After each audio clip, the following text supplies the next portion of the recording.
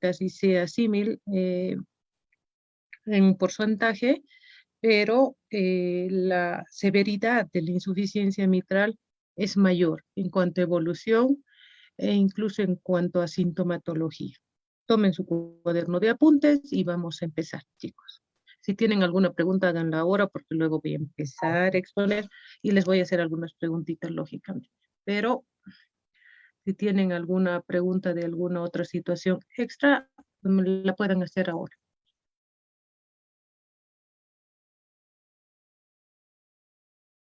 Pienso que no.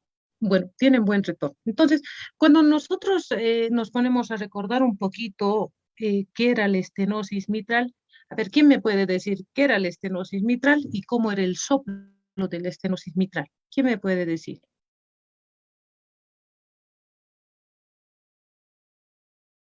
No veo manitas levantadas, creo que han descansado demasiado.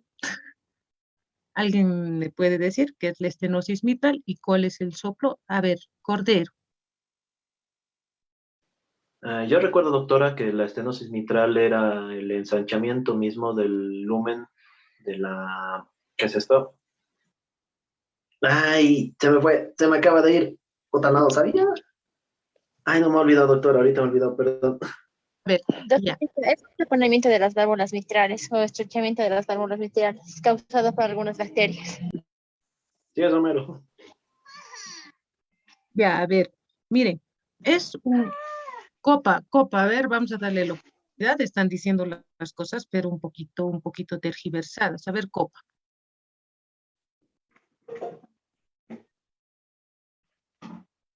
Copa ha desaparecido. Solís. Solís está con la manito levantada. Solís Paola. Doctora, sería un cierre normal con reflujo, una apertura normal limitada en sí y tiene un tipo de soplo diastólico, doctora. Ya, a ver, les voy a recordar un poquito. Han dicho un poquito de todo, pero mal. A ver, escúchenme, evidentemente cuando estamos hablando de la válvula mitral, de una estenosis, estamos hablando de un estrechamiento, de una apertura anormal. Por lo tanto, cuando ustedes no tienen un buen paso, no ¿Ya ahora sí? pueden hablar. Ah, ya.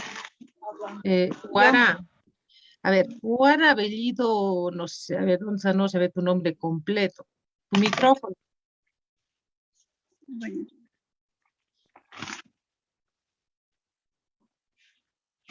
A ver si le dice a alguien a su amiga que apague el micrófono.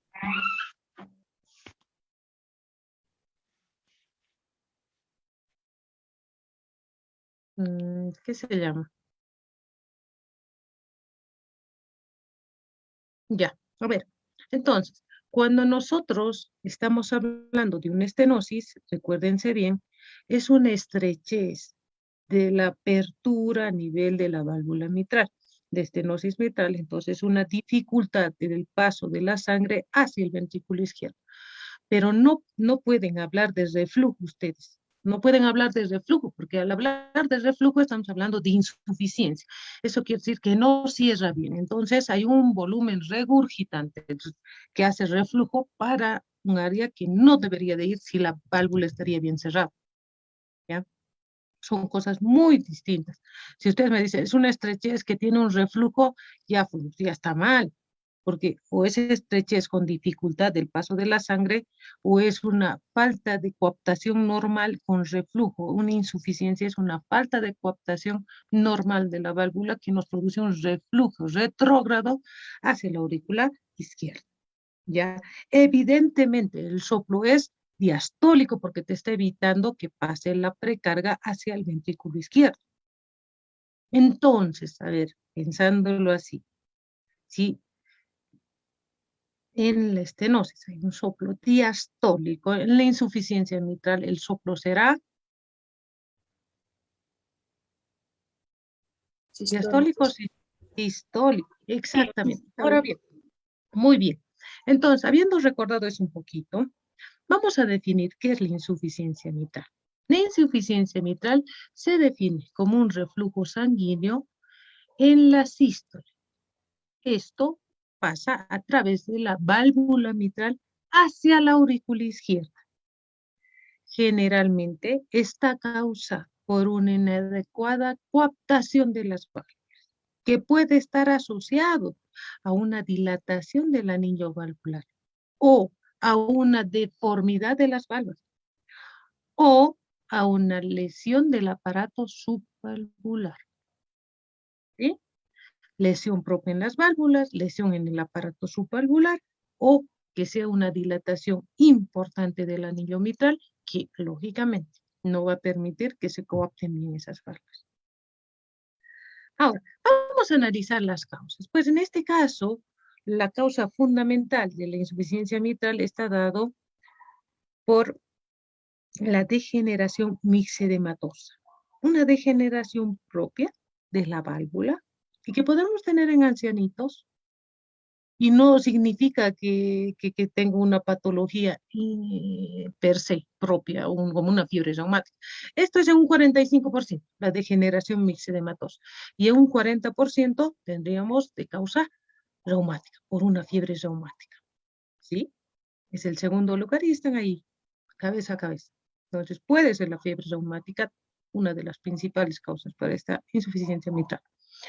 Va a seguirnos la isquemia, generalmente por lesión del aparato subvalvular, un infarto masivo anterolateral que se come parte de donde se está, digamos, alojando el aparato subvalvular, el pilar propio que sujeta la válvula mitral. Entre otras causas, pues en un 3% tenemos la endocarditis y entre otras podemos tener traumáticas, rupturas de las cuerdas tendinosas, ruptura del músculo papilar, una disfunción propia del músculo papilar, inclusive tumores o de causa congénita, pero en un poquito, un 2% del total. Entonces, las tres principales causas de insuficiencia mitral: degeneración mixedematosa. Segundo, fiebre reumática. Tercero, isquemia. ¿Sí? Ahora, vamos a ver un poquito de la fisiopatología. Cuando nosotros hablamos de la insuficiencia mitral, estamos hablando de un elemento fisiopatológico central que vendría a ser, en este caso, la sobrecarga de volumen. Porque ustedes imagínense, en el momento en el que está haciendo la sístole, esa potencia que está haciendo el ventrículo izquierdo para que la sangre salga como volumen eyectivo por la aorta, está yendo con una presión. Si tendríamos la valvulita mitral cerrada, toda la presión y todo el gradiente va directamente, juntamente con el volumen, hacia la aorta. Pero si no está bien cerrada esa válvula, lógicamente, como los líquidos, los fluidos van siguiendo, el gradiente de presión va buscando el líquido una salida. Si no está cerrada la válvula mitral, pues un porcentaje de ese volumen, que se denomina reflujo, va a ir hacia la aurícula izquierda. Pero esa aurícula izquierda también, milésimas de segundos después de la sístole, va a estar recibiendo la precarga, va a estar recibiendo la sangre de lo que son las venas pulmonares. Entonces, la suma de volúmenes, tanto el volumen regurgitante más el volumen anterógrado normal, ¿qué piensan que le va a hacer a la aurícula izquierda? Lo primero que se nos va a dañar es la aurícula izquierda, se va a dilatar. Se va a dilatar. Entonces, esta sobrecarga de volumen es directamente proporcional al grado de insuficiencia que tenga esa válvula. ¿De qué va a determinarse esta insuficiencia? ¿Cuáles son sus determinantes? El orificio regurgitante, que denominamos en siglas como ORE o ORE, como galletas Oreo, pero si no, ORE, ¿ya? Orificio regurgitante. También un determinante es el gradiente regurgitante. ¿Qué presión, qué fuerza va a hacer el ventrículo izquierdo para que ese volumen vaya para el otro lado? Y la duración de la sístole. ¿Sí? ¿Cuánto tiempo va a tener ese gradiente para hacer pasar volumen hacia la aurícula izquierda? ¿El corazón qué hace? Hace como siempre, sus mecanismos compensatorios. Va a ser cambio de tamaño, cambios de presiones, va a tratar de estabilizar internamente los volúmenes, las presiones, sacrificándose lógicamente el ventrículo izquierdo, provocándonos una remodelación cardíaca. ¿Sí? Ahora, ¿qué representa el volumen regurgitante? El volumen en porcentaje total del volumen eyectivo del ventrículo izquierdo. Pongámonos un ejemplo así sencillo, porque bueno, no somos tampoco ingenieros para estar haciendo cálculos magistrales. Digamos, utópicamente, que el volumen eyectivo sería 100 mililitros, ¿ya? Yo tengo una insuficiencia mitral ahí, moderada, digamos, y el ventrículo izquierdo lo tengo conservado en cuanto a fracción de eyección. Va en un momento de la sístole y tengo un cálculo de un volumen eyectivo de 70 mililitros. Entonces, ¿qué porcentaje tendría de volumen regurgitante?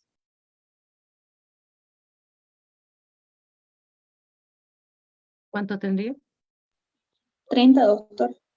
Exacto, 30, así de sencillo como eso. El volumen regurgitante es el volumen que va a refluir del volumen total en el final de la sístole hacia arriba en la diferencia del eyectivo. ¿Sí? Eso es el volumen regurgitante. La severidad va a estar dado también por el volumen, el porcentaje de volumen que va para la aurícula izquierda. Ahora, ¿qué remodelación auricular hará el corazón? Va a aumentar su diámetro y por ende su capacidad volumétrica. Pero, ¿qué va a provocar? En realidad esto hace que tengamos unas superaurículas izquierdas a largo plazo. Primero la izquierda, luego la derecha. Y a largo plazo esto nos va a llevar a la hipertensión pulmonar. Ahora, ¿qué pasa en el ventrículo? ¿Qué remodelación ventricular habrá?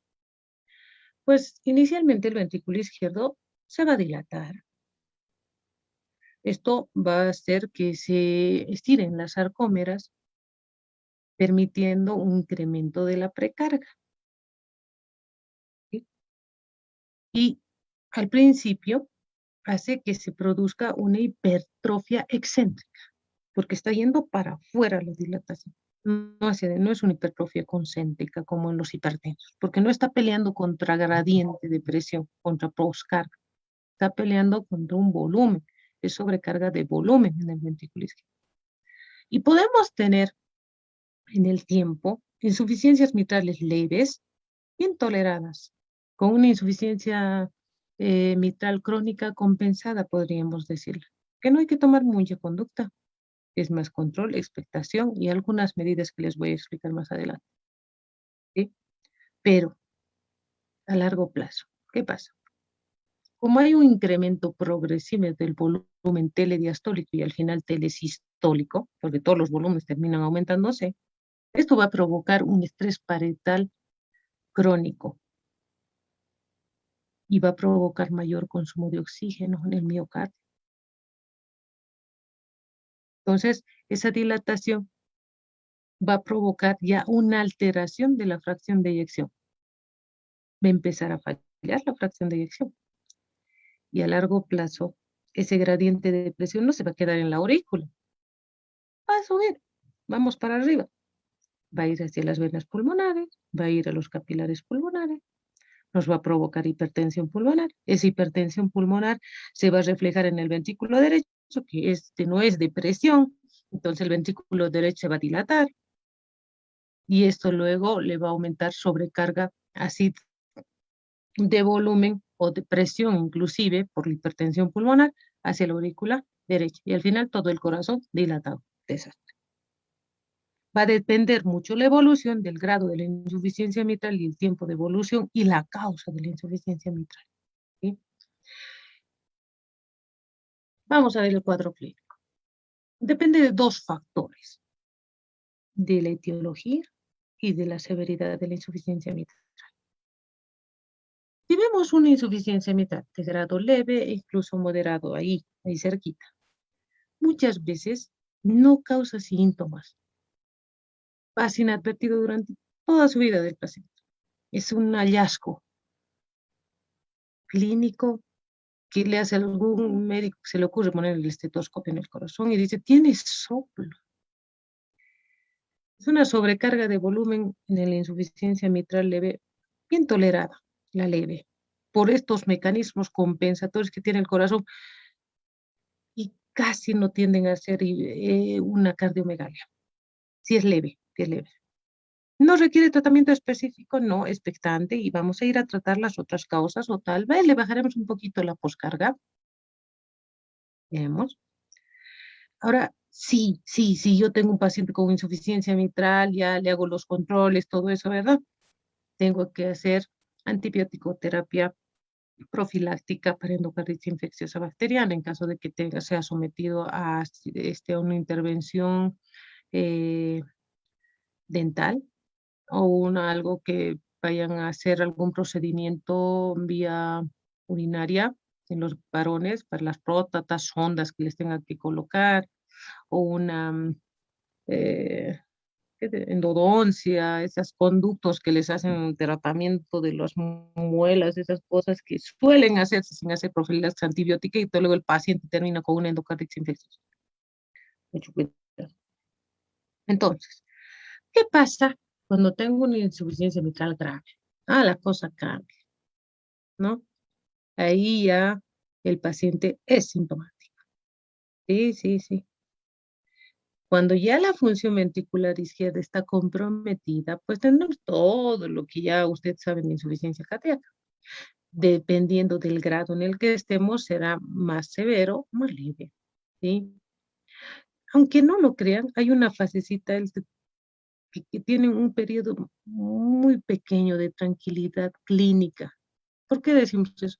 Porque a veces tienen un tremendo soplo y no tienen nada hasta que tienen una infección urinaria, un resfrío, una bronquitis, pero se descompensan mal. Porque ya cuando les diagnostican tremenda dilatación ventricular, tiene fracción de eyección reducida, muchas veces les encontramos ya con fibrilación auricular. Y todo lo que es la insuficiencia cardíaca, edemas, disnea, todo, ¿sí? Y a su vez, ya en esta insuficiencia mitral severa, pues lo encontraremos con hipertensión pulmonar. Ya van a tener crepitantes, ya van a tener cuspidia, donde podemos evaluar la hipertensión pulmonar de forma diferida. Y tendremos edemas, podemos tener derrame pleural, podemos tener congestión hepática, porque ya se va a dar la vuelta para atrás, ya va a ir para atrás. ¿Sí? Ahora, ¿cómo haremos el diagnóstico? Es fundamental la parte del examen físico, para que yo sospeche, para que yo piense y vaya a buscar, y yo pida exámenes complementarios que me confirmen el diagnóstico. ¿Sí? Entonces, en el examen físico, todo lo que ya sabemos, ¿no? Desde eh, percusión, palpación, auscultación, toda la semiología. Por eso bueno, más adelante, por eso primero hemos empezado con fisiología, semiología, estudios complementarios, porque ahora entrando ya a las patologías, ustedes se dan cuenta, todo te sirve para llegar al diagnóstico, todo lo que has aprendido al principio. Entonces, podemos tener datos de crecimiento a nivel cardíaco en la semiología, podremos tener desplazada el latido de punto al sexto espacio intercostal, línea axilar anterior, sí, a la percusión cardíaca verán que está en el área crecida, a la auscultación, tremendo soplo sistólico, ¿sí? Entonces, vamos a tener un primer ruido ahí, sin ninguna alteración, va a estar seguido de un soplo sistólico mitral. El tiempo de duración del soplo sistólico nos dará también cierto dato de la severidad de la insuficiencia mitral. Puede estar asociado cuando están con insuficiencia cardíaca con un tercer ruido apexiano o un retumbo funcional de la mitral, que se nos puede estar asociando con un desdoblamiento del segundo ruido. Y los datos propios de hipertensión pulmonar, ¿no? Vamos a tomar mano ya de los estudios complementarios y pues le haré un electrocardiograma, ¿sí? En estos casos, los pacientes suelen tener alteración de lo que es la onda P, porque va a tener una hipertrofia al principio de la aurícula izquierda y per se puede tener una hipertrofia vía auricular. ¿Quién me puede decir cómo se ve la hipertrofia de la aurícula izquierda en el electrocardiograma?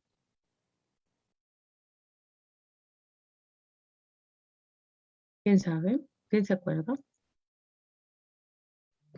¿Está Doctorita, más extendido, doctora? A yo ver, un doctora, momento. Burgos levantó la mano. A ver, dime. Como corazón de buey, doctora. No, a ver, la pregunta, no me están entendiendo. ¿Cómo yo puedo ver en el electrocardiograma hipertrofia de la aurícula izquierda? yo doctorita, ¿me escucha? Cari, ¿sí? Y doctorita, va a haber un ensanchamiento de la onda P. Eso es lo que nos dijo usted en el electrocardiograma. 13. Entonces, en tiempo, en amplitud. ¿Cuánto es? ¿Cuánto debería de ser la onda P? Mayor a.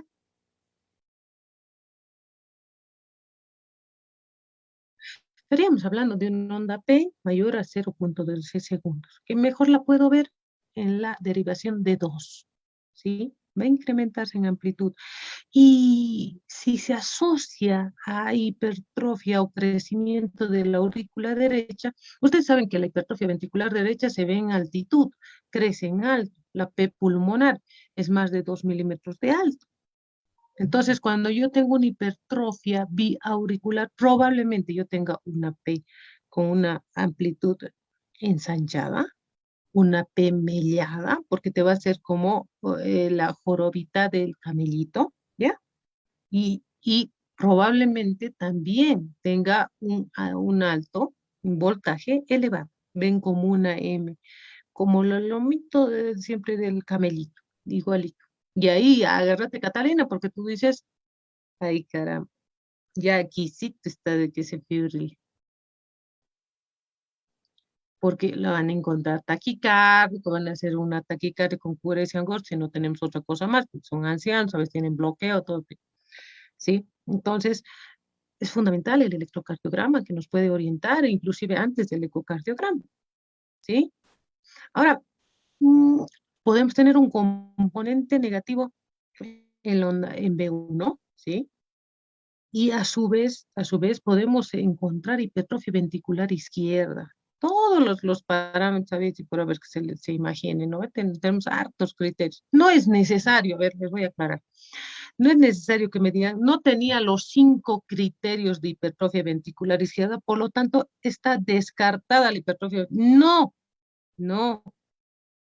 Si tengo yo parámetros del eje desviado a la izquierda, tengo un Sokolow-Playon positivo, un Lewis positivo, y tengo clínica de paciente con que sea cardíaco izquierdo, pues puedo estar tranquilamente la hipertrofia ventricular izquierda presente per se en el electrocardiograma, ¿sí? Ahora, podemos encontrar anormalías en el ST y en la onda T por la sobrecarga de volumen crónica que tiene este paciente. El ST puede estar rectificado con una onda T aplanada o muchas veces negativizada, sobre todo en las derivaciones izquierdas, B4, B5, B6 o de 1 a BL, ¿sí? Y si el paciente a su vez, miren que es combinadito, este paciente es mixto, nos tiene hipertensión pulmonar, ¿no? Entonces le va a hacer dilatar al ventrículo derecho. Entonces pueden tener una R alta predominante en B1, B2 y tener una relación RS mayor a 1 en B1, B2. ¿Mm? Entonces en las dos cosas, sí, nos está haciendo una dilatación global de las 4 cavidades. Puede hacerlo a largo plazo. Y cuán pronto dependerá de la severidad, ¿no? Entonces, ¿qué podemos ver en la radiografía de tórax? un crecimiento importante de la silueta cardíaca, un índice cardíaco muy aumentado, la onda pulmonar, en realidad tendríamos rectificado el arco pulmonar, o tal vez convexo si hay una hipertensión pulmonar severa, ¿sí? Datos importantes de hipertensión venocapilar con las líneas de Keller, con redistribución de flujo hacia los vértices, ¿sí? ¿Nos sirve la radiografía? Claro que sí que nos sirve. Ahora, ¿cuál es el gold estándar? Yo le puedo decir, Misa, le digo esto, lo otro, pero demostrame. Vamos, tenemos que hacer un ecocardio. Tienen que solicitar un ecocardiograma. ¿Sí? Ese es el gold estándar, tanto para la evaluación cualitativa y cuantitativa de la insuficiencia mitral, a su vez de que nos sirve para confirmar, también podemos hacer seguimiento del tratamiento que estamos haciendo o evaluar el momento quirúrgico. Y evaluar la coexistencia de otras patologías, otras valvulopatías. Inclusive, muchas veces nos sirve para ver la causa, con la fiebre reumática, ¿no ve? Signo típico del palo de Hoppe, todos los chichos. ¿Sí? Entonces, vamos a echar mano del ecocardiograma bidimensional y del ecocardiograma Doppler color. Necesitamos el Doppler color, porque hay una evaluación cualitativa del volumen regurgitante. ¿Sí? Entonces, anoten, bien, anoten. Vamos a clasificar ecocardiográficamente la insuficiencia mitral. Se hacen una tablita. Una tablita, en una parte ponen área del jet, se va a cualificar el área del jet, el radio pizza, ¿ya? El orificio regurgitante que ponen como un ore en centímetros cuadrados, el volumen regurgitante en mililitros, la fracción regurgitante, estamos hablando en porcentaje, y la vena contracta. Vamos a evaluar en estadio leve, moderado y severo. En el estadio leve tendremos un área del jet en centímetros cuadrados de 0 a 2 centímetros cuadrados. El moderado será de 2 hasta 6 centímetros cuadrados y el severo será mayor a 6 centímetros cuadrados. El radio de pizza en milímetros, en el leve será menor a 4 milímetros. En el moderado de 4 a 9 milímetros y en el severo mayor de 10 o mayor a 10. El orificio regurgitante en centímetros cuadrados será de 0.20, un pequeño orificio, leve. Y en moderado irá desde 0.20 hasta 0.39. Y pues si llega a 0.4 o mayor a 0.4, ese es severo. ¿Qué pasa con el volumen regurgitante? Tenemos un volumen de menor a 30 mililitros en el leve. Pero ya en el moderado tenemos de 30 hasta 59, pero si estamos hablando de 60 milímetros, agárrense, es mucho, es severo. La fracción regurgitante, si es menos del 20% del porcentaje total, leve. De 20 al 50%, moderado. Mayor al 50%, severo. Y lógicamente vamos a ir a evaluar la vena contracta en los casos ya moderados y en los severos, lógicamente. El moderado será menor o igual a 3 milímetros y en el severo mayor o igual a 6 milímetros. ¿Sí? Habiendo ya diagnosticado, evaluado, clasificado y tal vez sabiendo ya la causa, vamos a ver qué vamos a hacer, qué tratamiento vamos a hacer. ¿Sí? El tratamiento va a depender muchísimo si es aguda la causa de la insuficiencia mitral o crónica. ¿Sí? Si es aguda, ¿a qué se deberá? A la rotura del músculo papilar, que requiere un tratamiento quirúrgico urgente. Después de Doctorita, mil disculpas que le moleste. Dime. Teníamos la duda de saber si hay diapos o no, porque no vemos nada en la pantalla. No, tienen que tomar apuntes. Ay, está bien, gracias, doctorita. Bien. El tratamiento médico en la fase aguda, digamos, tenemos una rotura del músculo papilar, en un infarto agudo de miocardio anterior, que te necrosa toda la parte donde se va a insertar el aparato subvalvular, entonces la valva automáticamente no va a cerrar bien. Al no cerrar bien, el volumen regurgitante es monstruosamente amplio, harto, para decirles en otras palabras, y no va a haber los métodos compensatorios que pasen la fase crónica de la insuficiencia mitral. De frente, todo ese volumen para arriba. Va a ser un edema agudo de pulmón inmediatamente. Va a ser hipotensión, porque el volumen que está yendo para el pulmón no está yendo hacia la parte sistémica. Entonces, ¿qué tenemos que hacer? Ahí te agarras, el paciente si logra llegar a la de emergencia y llega a un hospital de cuarto nivel, que no tenemos acá, se le coloca un balón de contrapulsación intraórtica para tratar de hacer el puente a la cirugía. De emergencia estamos hablando. Si es que es isquémico, sin embargo, podríamos tratar de revascularizar esa arteria y tratar de quitar un tanto de la isquemia en el área de penumbra del infarto. Y por ahí no lo tenemos que operar y trata de recuperar ese miocardio, se estabiliza el músculo subvalvular y lo salvamos. ¿Sí? Más sin embargo, si es alguna otra causa aguda, traumática, lo que fuese, ahí pues no hay la revascularización y hay que entrar y poner otra válvula. ¿Sí? Podemos además médicamente ayudar utilizando nitratos y diuréticos. Diurético para evitar la congestión que te está provocando en el pulmón y nitratos para disminuir la poscarga y hacer de que ese corazón de alguna manera no pelee, no te aumente gradiente tratando de vencer la presión sistémica y te evite mayor regurgitación para arriba. ¿Sí? Lógicamente, si se nos está hipotensando un paciente, pues vamos a tener que echar mano de los inotrópicos y vasoactivos. ¿Qué más da? ¿Qué más da? ¿Sí? Ahora, ¿qué pasa en la fase crónica? Pues son pacientes que te van a dar los datos de insuficiencia cardíaca estadio 3, tal vez.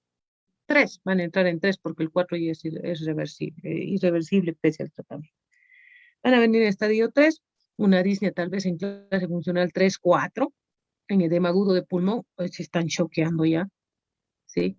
Entonces, las medidas tal cual en la insuficiencia cardíaca hacemos todas. ¿Sí? ¿Cómo resolveremos? Le he hecho el diagnóstico, es severo, está para cirugía. ¿Ya? Entonces, ya yo me tengo que plantear qué tipo de válvula le voy a poner. Tengo que ir a entrar y hacer un reemplazo de válvula mitral. Y yo puedo utilizar una válvula mecánica o una válvula biológica. La mecánica, cuando vamos a ver la mecánica, era así la historia de la cardiología, pues que teníamos la jaula bola. Ha sido lo primero que ha aparecido y tal cual es como una cestita de metal y tenía una bolita como de ping-pong que era la primera era de silicona, luego otra era de metal, porque la de silicona hacía mucho rechazo, que no tenía la versatilidad con la sangre, inclusive tendía a ser pequeños coagulitos, mucha hemólisis. Al final le pusieron una de metal, ¿ya? Estos son los primeros inventos de las válvulas protésicas mecánicas.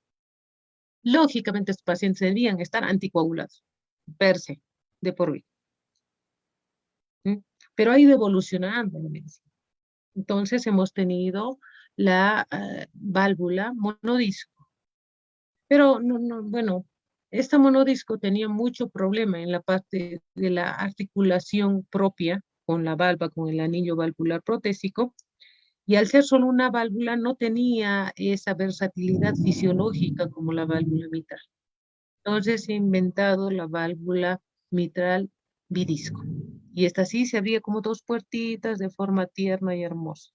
Y esa es la que tenemos ahora. ¿Sí? Pero a su vez, a la par, se han creado las válvulas biológicas. Bueno, se hacían estas cirugías, que podía ser de un seno injerto, es decir, porcina o bovina, la más aceptada por nuestro organismo, la porcina, La otra, la del homoinjerto, que es de un donante cadavérico, ¿sí? Se podría hacer. No he visto mucho en mi experiencia, se tiende a hacer directamente la válvula mecánica, ¿ya? Y el autoinjerto, que por X o Z motivos el paciente no podría recibir una mecánica que tiende a hacer rechazo de la porcina, pues tiene que ser del mismo paciente, pero no es lo aconsejado, casi nada. Deben ser casos excepcionales. Yo no he visto ni uno, no he visto ni uno que hayan hecho eso, pero hay data la historia de que hay. Y pues porque tenemos que lesionar otra válvula de menos complejidad para solucionar una de mayor importancia en el corazón. ¿Sí? Entonces, ¿cuál es la diferencia? Pues la válvula mecánica, pero si me tienen que anticoagular y es un desastre, la biológica, que no me tienen que anticoagular, la biológica. Pero ¿cuál es su diferencia? La mecánica, su durabilidad tiene aproximadamente de 10 años. Pese a que le voy a controlar, le voy a hacer tratamiento, 10 años. La biológica, con suerte, me gano la lotería, llegó a los 5 años. ¿Qué pasa? Pues que la válvula se vuelve a fibrosar, se vuelve a volver, pues, si no es estenótica o insuficiente. ¿Qué pasa con la mecánica? Que además de que tienen que anticoagular, a veces hacen rechazo, a veces se sueltan los puntos del anillo, a veces se suelta todo un disco. ¿Sí? Son los menos de los casos, pero esas son sus complicaciones, ¿no? Ahora, en la cardiopatía reumática, les doy como dato, les decía yo, cuando les he hablado de la fiebre reumática a nivel cardíaco, a nivel valvular, la fiebre reumática suele lamer la válvula aórtica y morder la válvula mitral, es decir, ¿a qué me refiero? Suele afectar en un grado no severo a la aórtica, pero a la mitral le provoca una enfermedad mitral. Cuando hablamos de enfermedad mitral, estamos hablando de estenosis e insuficiencia. Las dos cosas, tal cual. Lo fibrosa y además con el tiempo hace que no se coapten bien esa droga. Entonces, tiene enfermedad mitral, estenosis e insuficiencia. La severidad de cada una de las dos va a depender de qué manera, si es más degenerativa o es más granulativa. Entonces, eso lo vamos a poder ver con el ecocardiograma. ¿Sí? Entonces, muchas veces se hace la cirugía de reemplazo de válvula mitral por mecánica y biológica en la tricuspide, porque agarra o puede hacer biológica en la aórtica y en la mecánica en la mitral. No se suele hacer biológica en la mitral, no se suele hacer. Pero cuando tengo que hacer dos cirugías, dos valvas corregir, entonces tengo que priorizar a la mitral y a la otra ponerle una biológica. ¿Sí? Ahora, a largo plazo, en la fase crónica de esta enfermedad, yo puedo utilizar IECAS para disminuir un poquito esa presión que tiene que hacer el ventrículo izquierdo para expulsar hacia la vía sistémica el volumen eyectivo. Puedo darle dosis bajitas de IECAS para disminuir la poscarga. ¿Sí? Podré utilizar también diuréticos como la espironolactona para disminuir la precarga, para evitar la congestión crónica silente que van a tener estos pacientes en dosis mesuradas y controladas. ¿Sí? Y va a depender mucho de la conducta que tenga uno, de cómo va evolucionando el paciente y en qué estadio lo encontramos y cómo responde también a la terapia que vamos a hacer. ¿Sí? Esto antes de la cirugía, ¿no? Lógicamente vamos a plantearle cirugía cuando ya hay una insuficiencia mitral severa, cuando ya me he hecho una fibrilación auricular y la aurícula izquierda ya se está dilatando. ¿Hay contraindicaciones de la cirugía? Claro que sí. Hay contraindicaciones, pues porque si yo tengo un paciente que tiene una fracción de eyección y ya está en el 30%, está fibrilado, tiene dilatación severa, hipertensión pulmonar severa, ¿para qué le voy a operar? Ni me va a aguantar la cirugía. Por eso el diagnóstico debe ser oportuno, para que se haga screening y se mande a cirugía antes de. Una vez que nosotros dejamos que ya se lesione la fracción de eyección, tengamos tremenda hipertensión pulmonar, pues ya no tenemos ni corazón para poderlo hacer salir de la cirugía. ¿Sí? Entonces, es fundamental que nosotros veamos todos esos parámetros. Lógicamente, si le voy a poner una válvula mecánica, o sí va a tener fibrilación auricular, aunque no tenga la válvula todavía, tengo que anticoagular. ¿Sí? Debemos anticoagular, manteniendo un rango de INR entre 2 a 3. Ese es el rango de anticoagulación que me deben manejar en válvulas mecánicas. La anticoagulación no se puede hacer con los nuevos anticoagulantes como el Rivaroxaban o el Apixaban. No está indicado en pacientes valvulares, no se puede hacer con los nuevos anticoagulantes el manejo del INR. Siempre se hace con warfarina. Está contraindicado por los efectos, inclusive de complicaciones hemorrágicas en pacientes que están con válvula y que no le puedes revertir y que no puedes hacer un manejo adecuado de forma crónica. Se ha hecho estudios y se ha contraindicado. Todo paciente valvular debe estar anticoagulado con warfarina o acenocumarol. No tenemos embolia. ¿Ya? Los únicos dos. Luego, hay nuevas técnicas, les comento. Se ha desarrollado recientemente una técnica de cateterismo transeptal, ¿sí? Lógicamente esto nos vamos a auxiliar con un ecocardiograma, ¿ya? Y hay situaciones a veces urgentes, ¿no? En las que no puede entrar a quirófano, no tengo la válvula, no tengo circulación extracorpórea, pero el paciente necesita ir a otra cirugía. A otra cirugía, pónganse, ¿qué podría ser? Por ejemplo, una fractura de cadera, se ha caído, se ha fracturado la cadera y yo no puedo esperar a que le hagan la cirugía cardíaca, porque saben que si no le operamos la fractura de cadera se va a morir, o por tromboembolismo pulmonar, o se va a infectar, o va a sangrar, todo. Saben que las fracturas de cadera son los ancianitos que se resbalaron y se fracturaron. Entonces, no hay esta técnica aquí en todo Bolivia, pero en países desarrollados hay. Entonces entran por vía hemodinámica y les ponen unos clips a las válvulas, ¿ya? Para evitar ese volumen regurgitante y que puedan coadyuvar la cirugía, donde hay bastante movimiento de volumen, cirugías de emergencia, se entra por hemodinamia y se le pone un clip como unas grampitas a las válvulas para evitar que ese volumen regurgitante sea severo y disminuyen el orificio regurgitante. No es un tratamiento definitivo, es un tratamiento que estamos hablando de puente A en situación de emergencia. ¿Sí? Hay también esa técnica y también hay otra, ¿ya? Que podemos ponerle nosotros una especie de canastillo, una prótesis interna, ¿ya?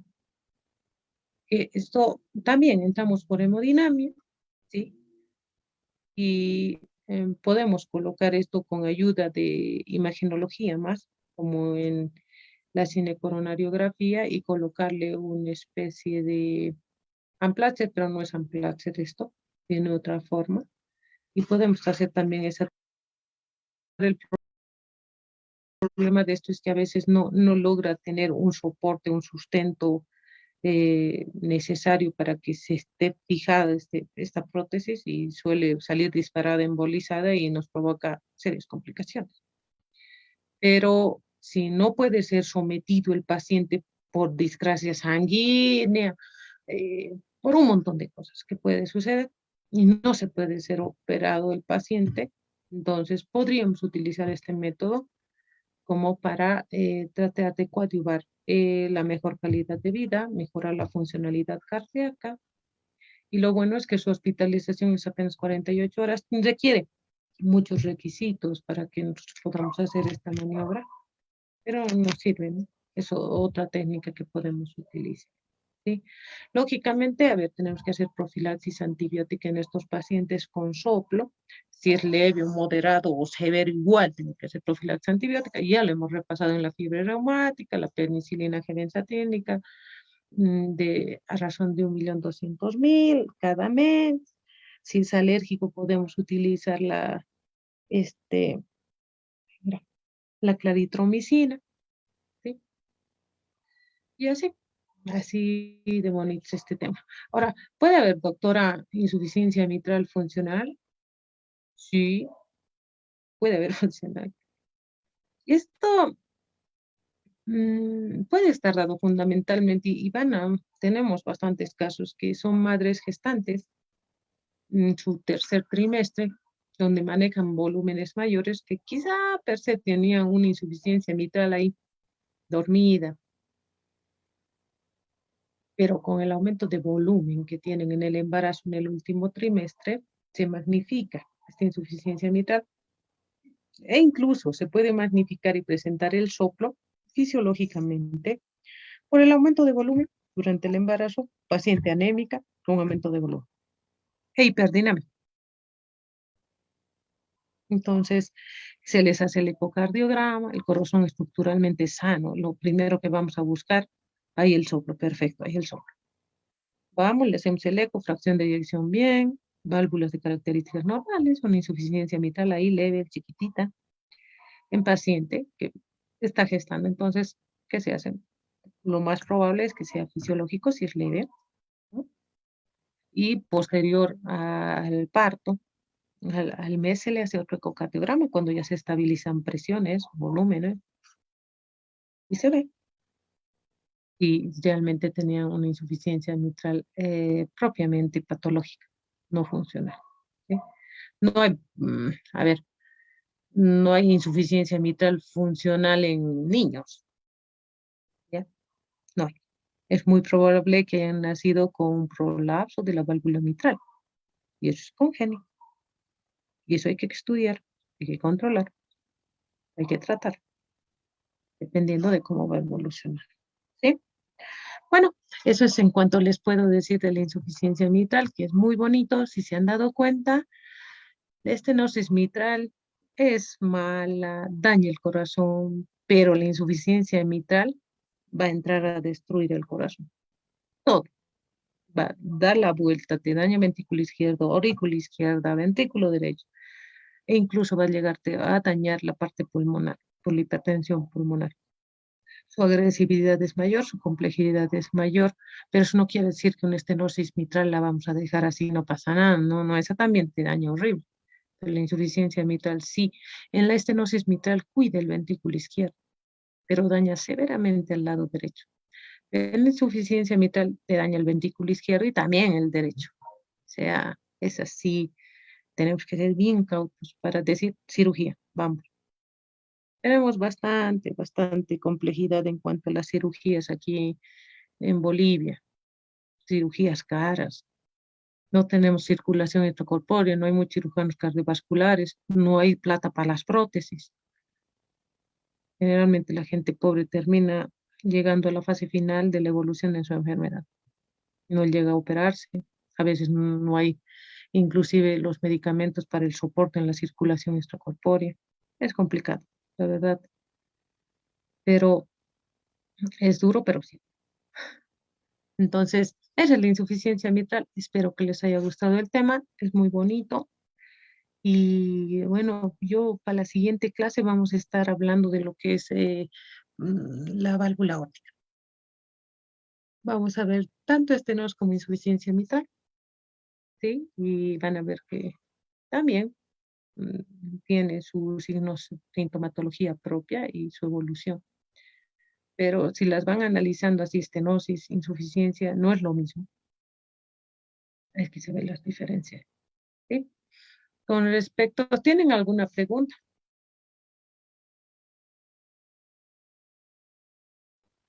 Doctor, entonces, según usted menciona, es más conveniente entonces la prótesis mecánica que la biológica, ¿no?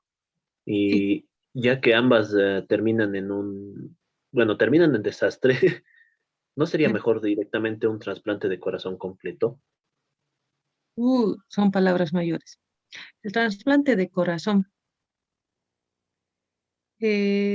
Tú deberías, en realidad, cuando tienes un paciente con una insuficiencia mitral severa, con fracción de eyección reducida, con hipertensión pulmonar severa y un TAPSE reducido, lógicamente no te da de otra. O sea, sería formidable si yo les explico que inclusive el reemplazo de válvula mitral es un logro, es una, eh, digamos, un premio mundial aquí para que se haga. Imagínate el trasplante de corazón. El primer trasplante se ha hecho en Cochabamba, hace más o menos en el año 1980 y pico, no me acuerdo bien exactamente. Ha vivido un par de meses, nos ha muerto. Luego ha sido en Santa Cruz, en la clínica INCOR. De ese ya no tenemos datos, estaba viviendo 3 meses. Pero esta es una cirugía grande, grande, grande, que tiene que ser sometido el paciente. Primero, tiene que pasar todos los criterios para el trasplante de corazón. Cuando hablamos de un, salvo que tienes que cumplir edad, tienes que tener una buena funcionalidad renal, tienes que tener un pulmón sano, no con mucha hipertensión pulmonar, porque si no estamos hablando del trasplante del bloque cardiopulmonar. Tienes que entrar a sacar pulmones y corazón y ponerle otros. Y esto, mira, si no me equivoco, Sandro se ha hecho hacer eso. ¿Sí? Y tienes que tener la repla, tener eso, y además tienes que recibir todo el tratamiento para evitar el rechazo, como los pacientes con cáncer. Te bajan las defensas al piso, es un desastre. Y hay mucho rechazo, ¿no? Entonces, tenemos que entrar en un plan de lo que se llama el operativo para trasplante, por ejemplo, de corazón.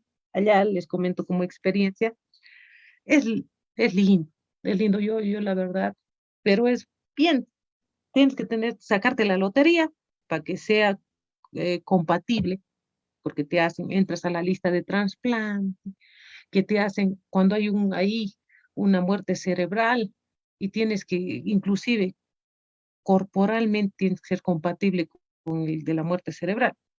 No puedes ponerle un corazón de un niño o de un adulto a un niño.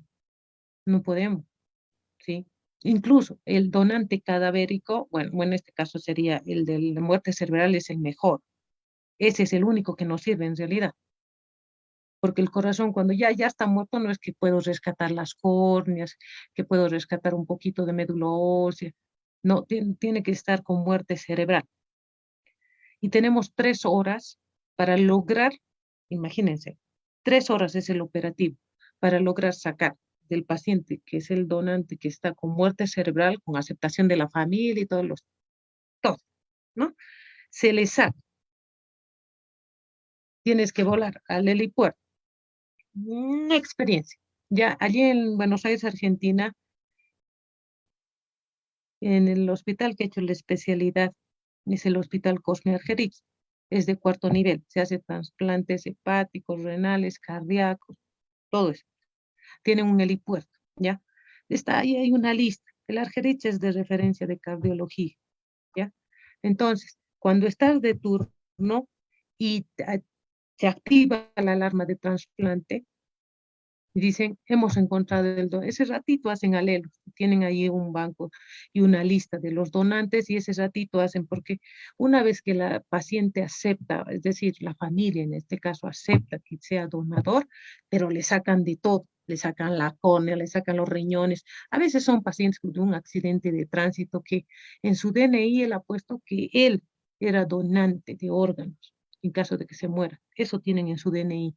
Y aquí en Bolivia han querido instalar lo mismo. Entonces se murió y aunque su mamá estaba llorando del muchacho, que apenas tenía 28 años, se ha muerto en un accidente en la autopista. Era una muerte cerebral, no se podía hacer nada, pero todo lo demás del muchacho estaba sano, sano. Entonces teníamos otro paciente de nosotros que también había hecho una miocarditis por viral y ha quedado pues sin corazón, corazón dilatado, un desastre. Y estaba sobreviviendo con las máquinas, en unidad coronaria, todo, y ha tenido la suerte para él y mala suerte para el otro. Y han activado la alarma, pues se va en el helicóptero hasta donde le están operando. Una vez que se acepta, entran al quirófano, está activado todo. Lo preparan, es que va a recibir el corazón, viajas con el helicóptero, te dan esas conservas conservadoras, no es cosa del otro mundo, pero tiene graduación de la temperatura, y de ahí vas, recoges el corazón y hasta que le vuelves a poner el corazón al otro, tienes 3 horas solamente. Entonces, no es, inclusive después de eso, el pobre paciente ha estado todo un mes ahí en unidad coronaria hasta pasar a piso, a sala común, siendo joven, todo. Entonces, no es sencillo, no es tan fácil. Yo preferiría, en nuestra situación, salvar el corazón antes de pensar en un trasplante de corazón.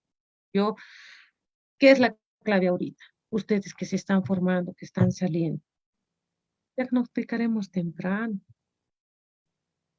Hay que diagnosticar temprano, hacer el momento, porque yo veo una insuficiencia mitral severa, que está con fibrilación auricular, con buena fracción de eyección, todavía no tiene semejante hipertensión pulmonar, le mando a operar, su calidad de vida, su tiempo de vida, 20 años tranquilo, 10 años le puedo hacer el reemplazo nuevamente de válvula mitral, porque son jóvenes, son los pacientes con cardiopatía reumática los que más tenemos aquí. Entonces, podemos salvarle la vida, porque a eso luego ya no hay de otra, le dice, va a tener que morir si ya le he encontrado así. Tratamiento paliativo. Qué difícil es decirle eso a un paciente. Tengo que hacerle tratamiento paliativo. Se va a morir lentamente, me va a perdonar. Porque no hay trasplante de corazón aquí en Bolivia. Tienes que ser millonario y tener la suerte de. Entonces, no, si hay que hacer reemplazo de válvula, es mejor la mecánica. Siempre. Es más costosa, tengo que anticoagularme, pero tiene más durabilidad. Fisiológicamente tiene su sincronía, lo que tratamos de que tenga esa sincronía, ¿no? Pero sí, eso sí, así. Lo que más estamos haciendo aquí en Bolivia es el reemplazo de válvula mecánica a nivel mitral y biológica en la tricuspidia. Eso hacemos. Es una cirugía que estamos entrando 5 o 6 horas ahí adentro, con circulación extracorpórea y todo, como una recuperabilidad. Hay hartos pacientes con sus válvulas ahí caminando, pero esa es la clave, que ustedes ausculten. Momento. A ver, por ahí le salvan la vida, por ahí de 20 años le ven doctor, les dice, gracias, estoy gracias a usted aquí. ¿Mm?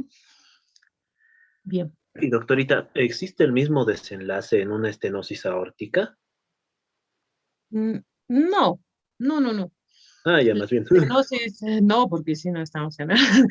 Es otra clase. Yo, la siguiente clase les voy a explicar lo que es estenosis e insuficiencia a la vez, para que se den cuenta un poquito más, porque ahora, bueno, hemos tenido un puente interesante, entonces por ahí por eso les recordaba un poquito el estenosis mitral, pero no es, ahora si lo dejo avanzar así, pero es más deleterio lo que hace la mitral que la aórtica, y la aórtica te da tanta sintomatología más antes, pero si no haces nada, igual te va a matar, muy bonito, te va a matar igual, ¿sí? Ahora, lógicamente, ustedes son la base para que se diagnostique temprano, porque por ahí llega su consulta, le escuchan el soplo y ya está, lo derivaron, se hace el diagnóstico y se le trata. ¿Mm? Porque en mi caso, doctora, tuve un caso de un amigo que por pura joda, por así decirlo, le hice un examen para unos registros que tenía y le encontré un soplo. ¿Ya? Le dije que se hiciera el electro y yo pensé que me estaba equivocando por ser así nada más estudiante, pero sabía que estaba escuchando algo y en el electro apareció exactamente la estenosis aórtica, fue lo que le detectaron. En el ecocardio. Sí, hace algún tiempo ya, doctora. Ya, no, en el electro, No, no te vas a confundir, en el electro no se ve la estenosis, en el no, ecocardiograma. no, no, en los exámenes, perdón. Ok, sí, es fundamental. Y mira, tu compañero no pasan ni los 30, o sea, estamos hablando de gente joven que le puede salvar la vida, que puedes evitarle que entre una insuficiencia cardíaca con fracción de eyección reducida, con calidad de vida paupérrima a corto plazo. Entonces, estas cosas, por eso ustedes, inclusive en la atención primaria, por eso son ustedes el pilar fundamental para el diagnóstico temprano y para el tratamiento, ¿no? De estos pacientes. Por eso yo les digo, pongan el estetoscopio en el corazón, escuchen, le puede estar viendo sano al paciente, no pasa nada, de tremendo soplo que está ahí abajo de él. Y muchas veces el corazón en etapas tempranas es un corazón joven, tiene bastantes métodos de compensación y te va a pasar sin síntomas, hasta que va a estar bien lesionado el corazón y recién va a tener los síntomas. Entonces, cuando vienen a hacerse sus chequeitos, controles, ausculten el corazón. Ustedes también auscultense su corazón, por favor. ¿Ya? Entonces, son cosas fundamentales y bonitas que tienen que aprender y tenerlas presentes. ¿Sí? Eh, ¿Alguna pregunta más? ¿O no?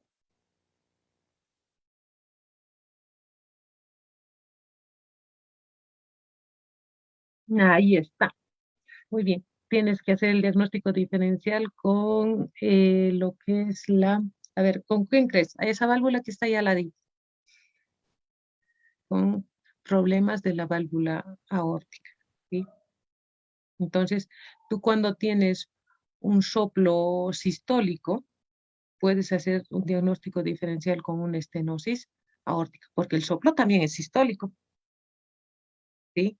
Ahora, otro diagnóstico diferencial también tienes que hacer con tumoraciones a nivel intracardíaco que te producen, perdón, un cierto de insuficiencia mitral.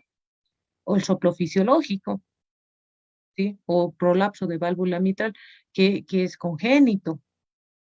¿Mm? Entonces, esos son tus diagnósticos diferenciales.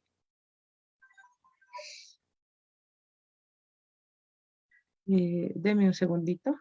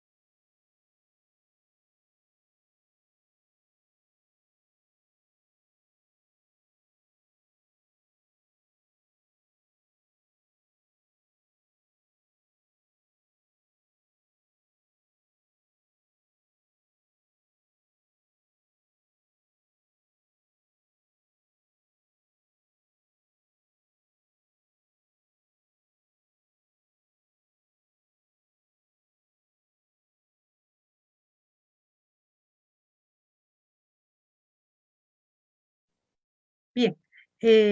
A ver, chicos, más o menos estaba viendo que el examen del segundo parcial está por agosto, ¿no ve? Está por agosto, a ver, me voy a fijar las fechas. Eh, Vamos a ver la práctica, se las voy a pasar yo la siguiente semana ya, les voy a dar cómo va a ser la modalidad de su práctica, qué van a hacer, cómo vamos a hacer. Y ¿dónde está esto? Ay, quiero saber las fechas, ¿dónde están? Aquí. De acuerdo a su cronograma, pues tenemos que dar el segundo parcial del 2 al 13 de agosto. ¿Ya les han programado segundo parcial de sus otras materias o no? Aún no, doctora. No, doctora. No hay nada, porque todos estamos volviendo recién, estamos despabilándonos, muy bien. Entonces, vamos a ver, tenemos buen avance de materia. Quiero comentarles que el segundo parcial tiene la obligación de saber la parte de semiología, por si no, no hay, están viendo patologías y a la par va la semiología. Tienen la obligación de saber electro, tienen la obligación de saber hemodinamia y ecocardiograma. Radiografía, lógicamente ya han pasado imagenología, porque para llegar al diagnóstico de la enfermedad tienes que tener todos esos pilares. Entonces, cuidado, me están diciendo, doctora, pero solamente tenía que entrar fiebre reumática, ¿por qué me ha preguntado semiología de tal cosa? Cuidado. Puedo preguntarles, ahora les he preguntado, ¿has hecho en el electrocardiograma cuando yo veo? Entonces, eso sí les es ya algo que no les debería decir. Lo mismo va a entrar al tercer parcial, lo mismo va a entrar al segundo parcial, porque necesitan saber. No era solamente aprobar el primer parcial, repase, porque necesitan para llegar al diagnóstico D. Si no saben eso, no van a llegar nunca al diagnóstico. Lógicamente tienen que saber las patologías, pero repasen. Cuidado, ya no voy a agarrar el electro, ya no voy a ver nada de ecocardio, ya no voy a ver, no. Les estoy avisando. ¿Ya? Con respecto a sus prácticas, como les decía, les voy a dar, yo pienso que la siguiente clase ya les voy a asignar su práctica, les voy a decir cómo les voy a dividir, cómo van a hacer su práctica, y lo más probable es que yo les voy a hacer defender esta vez la práctica. Me van a defender la práctica. Quiero saber cuánto han aprendido, cómo están yendo, y los voy a conocer, porque ahorita a muy poco los conozco, por su participación, sí. Entonces, vamos a ver eso más adelante, chicos, ¿ya? Bueno, con esto concluiríamos la clase. Que tengan un buen fin de semana, que ya nos queda nada, mañana es viernes. Se cuidan y que tengan buena noche. Buenas noches, doctora. Hasta luego. Hasta luego, Buenas doctor. noches, doctora. Sueño bonito. Gracias, doctor. Hasta luego. Gracias, doctora. Hasta